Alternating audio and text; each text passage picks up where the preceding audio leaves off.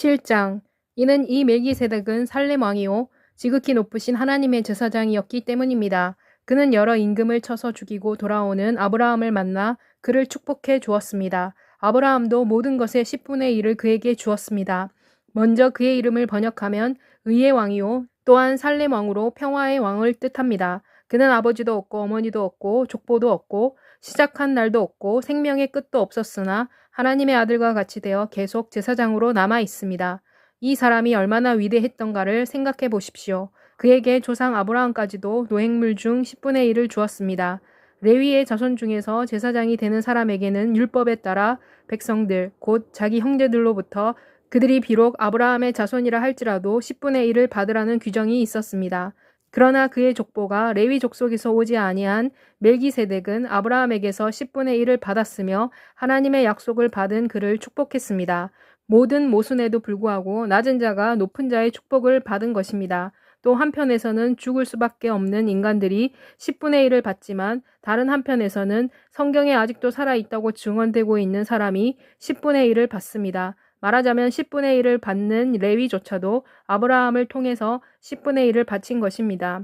이는 멜기세덱이 아브라함을 만났을 때 레위는 아직도 자기 조상의 몸속에 있었기 때문입니다. 레위 계통의 제사장직을 통해 완전한 것이 얻어질 수 있었다면 백성이 그 제사장 아래서 율법을 받았을 것이므로 어찌하여 아론의 계통을 따르지 않고 멜기세덱의 계통을 따르는 다른 한 제사장을 세울 필요가 더 있었겠습니까?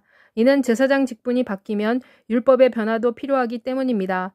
여기서 말하고 있는 이분은 다른 지파에 속한 사람으로 이 지파에서는 어떤 사람도 제단에서 섬기는 사람은 없었기 때문입니다. 이는 우리 주께서는 유다 지파에서 나오신 것이 분명하며 이 지파에 대하여 모세는 제사장직과 관련해서는 아무 말도 하지 아니했기 때문입니다. 그리고 이것은 만일 멜기세덱과 같은 모습으로 다른 제사장이 일어나면 더 분명해집니다. 이 다른 제사장은 제사장의 혈통에 관한 율법을 따르지 아니하고 영원한 생명의 능력을 따라 제사장이 되었습니다. 하나님께서는 이렇게 증언하고 있기 때문입니다.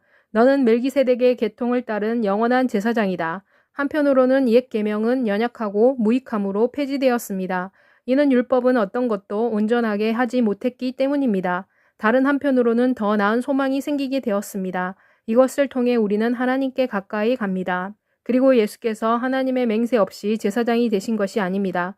이는 다른 제사장들은 맹세 없이 제사장이 되었으나 예수께서는 하나님의 맹세로 제사장이 되셨으며 하나님께서 그분에게 이렇게 말씀하셨기 때문입니다. 주님께서 맹세하셨으며 그분이 마음을 바꾸지 아니하실 것이다. 곧 너는 영원한 제사장이다.